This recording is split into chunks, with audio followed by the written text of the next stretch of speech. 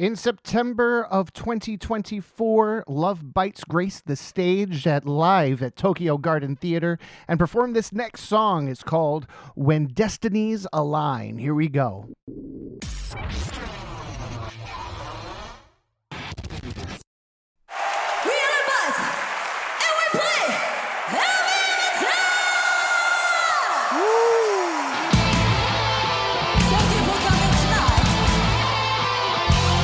Yeah, guitars.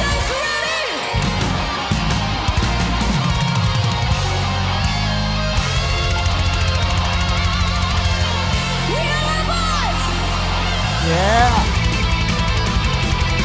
Woo.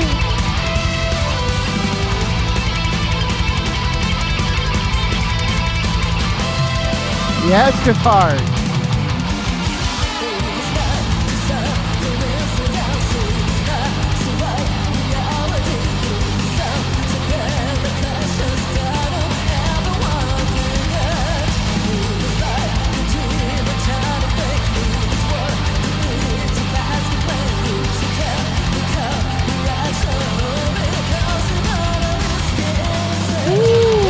Great fills by the drummer. Great fills.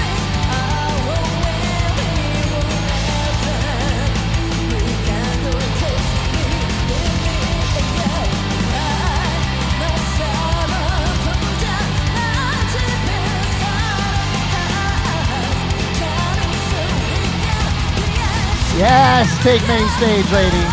Woo!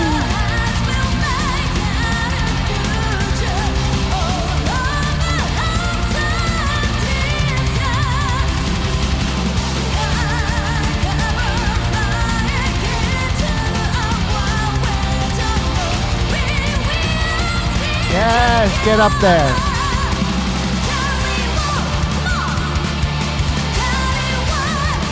This is killer. This is absolutely killer. What a great tune. She really does have this the vibrato in her voice because she manages. It's similar to me. I'm capable of putting a vibrato on an eighth note, but she does the same. She reminds me. The way she sings, it reminds me a lot of this stylistically of Dio. Reminds me stylistically of Bruce Dickinson. What's his name from Judas Priest. Just really heavy vibrato, heavy big round sound voices, but in a woman's form, so she could go up to the heavens and just scream her face off, but she still has that almost guttural lower tone, and it's really rich and really like I keep using the term round, and I mean that because to create that sort of timbre, you really have to keep your soft palate nice and high, and that would increase the roundness of your timbre. You're kind of opening up your soft palate a little bit like this, so it kind of opens. It messes with the sound, and you can change the timbre of your voice in that manner, and that's what you kind of have there. She's very trying to keep the larynx in the same place. Bruce Dickinson was classically trained, I believe, and one of the biggest things is keeping your larynx in place and not moving it up or down, and that could be opera, that could be classical, that could be it's minimal movement of that larynx, because you don't want the other muscles doing the work of your actual folds. And you could tell by her stage presence almost that sometimes when she's hitting those really high notes, she's not trying to push through those high notes, she's allowing her voice to go up, and just the intensity of it is all through the breath and throughout the vocal folds and throughout her instrument, rather than her guttural sort of push, which is stylistically perfect and sounds amazing, and technically great. She's very safe in her sound. It's really excellent. Let's keep listening.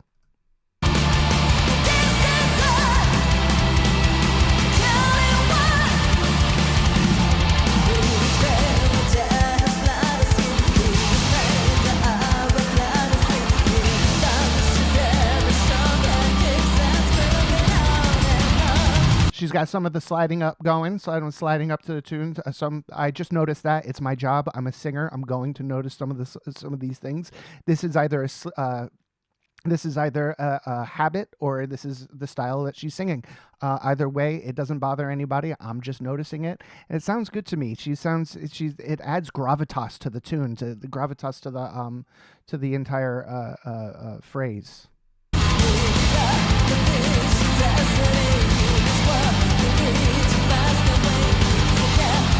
Yeah. So,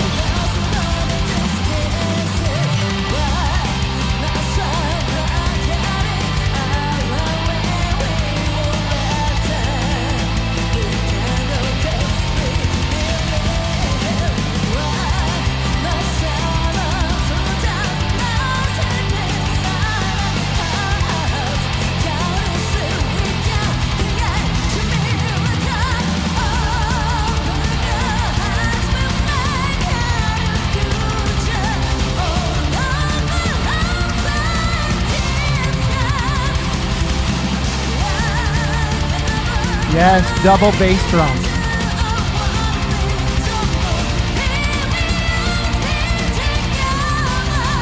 Yes.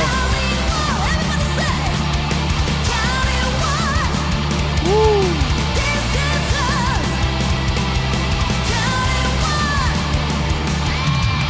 All right, guitar.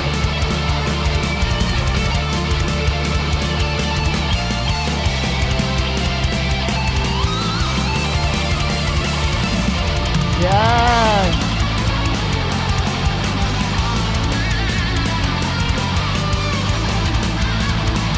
Woo! Killing it.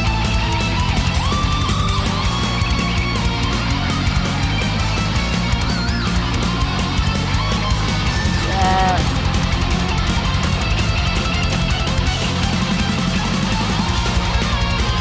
Yeah.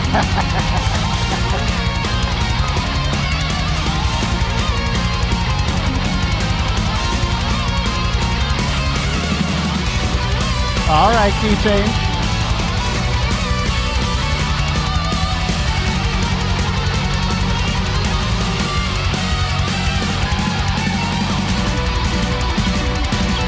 Yes.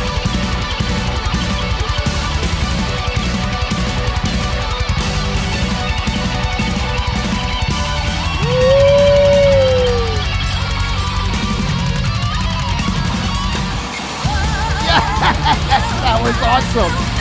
That was fantastic.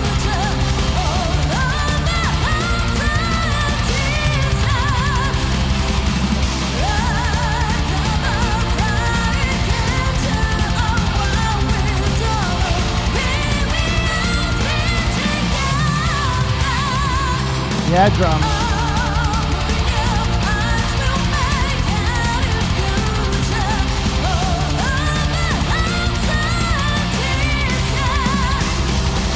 So I also give it to understand. Well, I don't give it to understand. They sing in English. One of the hardest things in the entire world to do as a singer is to take somebody else's language and sing in that language. That's difficult. I don't know if I've said it on a Lovebites reaction before. If I have, go ahead and skip this part. If I haven't, tip of the cap.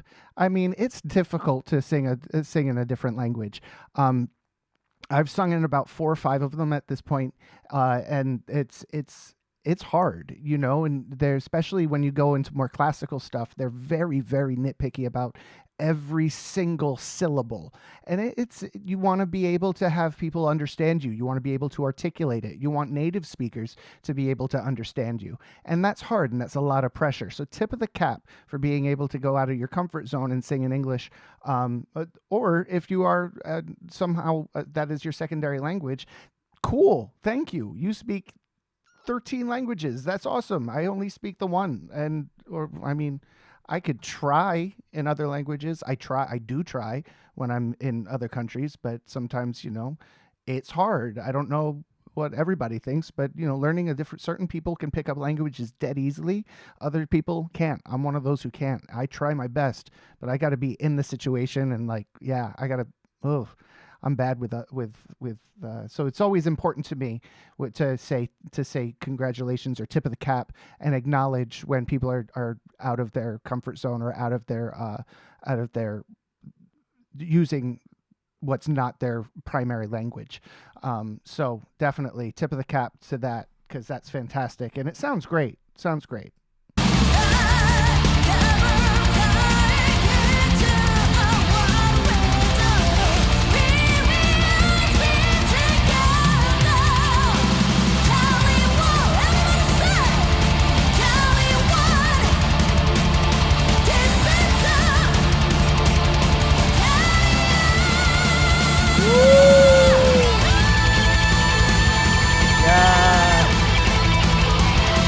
Now that was intense. That was good. That sounded real good.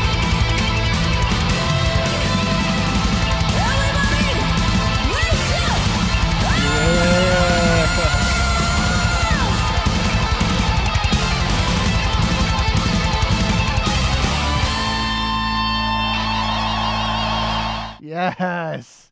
That was badass. That was so good. That was so good. That was so good. Sorry, I went ahead to the next one instead. That was so good. So, I mean, when I first listened to Lovebites, and the first reaction that you got out of me was something that because it was a voice I'd never heard before, voice I'm not used to still. Some of the things, like I've heard her sliding up to notes. It's still there. It doesn't affect me. It doesn't throw me as much. It doesn't. It's still her voice. She has a unique voice, and it's my job to point that out. So I did. I pointed that out, and I continue to do so without really worrying about hurting anybody's feelings. But because at the end of the day, she doesn't care what I think. She's got 100 million fans. You know what I mean? I think this video alone has been out for like 4 days. It's already hit like 72,000 views or 720,000 views, something ridiculous like that. So they've got a huge following, and they're doing incredibly well. I like her control. I like her stylistically. Some of the things that she does do great on my nerve, like the sliding up to notes and that sometimes grates on me, but that's just because it's my profession. It's in my wheelhouse. It's what I do. So I'm trained to hear those things. If they don't bother you, don't worry about it, man. Forget what I say. I'm nobody. Shoot. I think that song was excellent. I think the guitars were killing it. I think the drums were knocking it out of the park. The vocals were killer. Bass was nuts.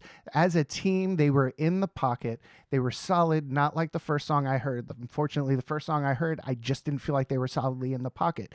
This song, they're in there, man. They're on it like Donkey Kong. It's no joke how great, how fast those guitars are running, and how in tune. Those guys must have sat there and practiced that over and over and over and over and over for hours and hours and hours on end, because that's the only way you could get that good. And they nailed it. The whole song was just tight. Really great work by Lovebites. Guys, I was a huge fan of that tune, a huge fan of this band, and I look forward to listening to more great music from them. Guys, I had a blast. I hope you did too. Until next time, I'll catch you all on the flippity flop. Cheers, guys. Bye.